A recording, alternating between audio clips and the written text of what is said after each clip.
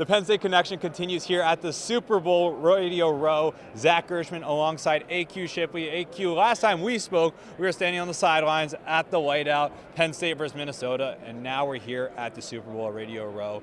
And there's a Penn Stater in the game in Miles Sanders. What is it about Penn State that year after year, Penn State continues to have players representing the university, but also themselves in the Super Bowl? Yeah, it's incredible. I mean, you see it every year. I mean, the track record's crazy. I mean, it's like, I don't know if there's ever been a year without a Penn State player in the Super Bowl. You might be able to correct me on that, but every year, I mean, they put people out. And listen, at the end of the day, it's always, there's always 30, 35 people, whatever it is, in the NFL, Penn State alum, whoever it is. And so they do such a good job preparing you for the next level, getting you ready, and then when they get there, they stay.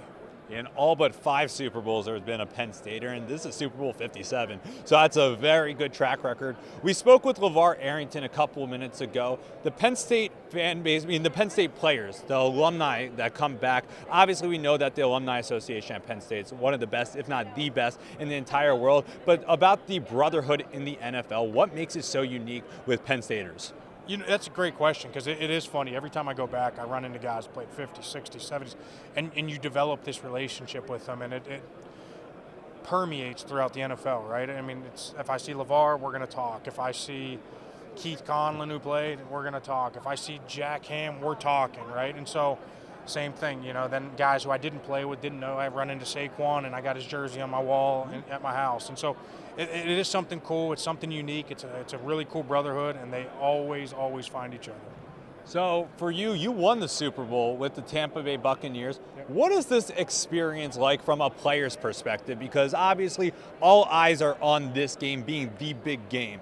Yeah, it's the most watched thing in the world every year, and there's a reason for it, right? I mean, you start off, there's 32 teams, and you get this little gauntlet of playoffs, and boom, now we got the 2 best teams, or the 2 best teams that are playing at that time, and everybody's watching around the world, and it is such a different experience because you're so used to playing a home game or an away game, and this is an experience like no other. There's literally no home field advantage. It's got more of a corporate feel because there's so many people spending money, corporations, whatever, to have these boxes, suites, tickets for these games. Mm-hmm. And so it almost feels like a preseason game in terms of that. So you really can't rely on that. But then once the game starts, football's football, and the only thing different is you're going to see a lot more flashes than you normally do.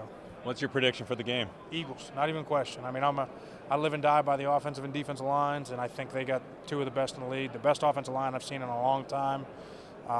They're going to stick with the run game no matter what. The only thing that keeps Kansas City in this thing is if Mahomes has a monster game and they do some superhuman things early to kind of make Philly play from behind, but I don't see it going that way at all. Well, it's a good offensive line for Penn State running back Miles Sanders to hopefully get into the end zone in Super Bowl 57. AQ, thank you so much. Appreciate it.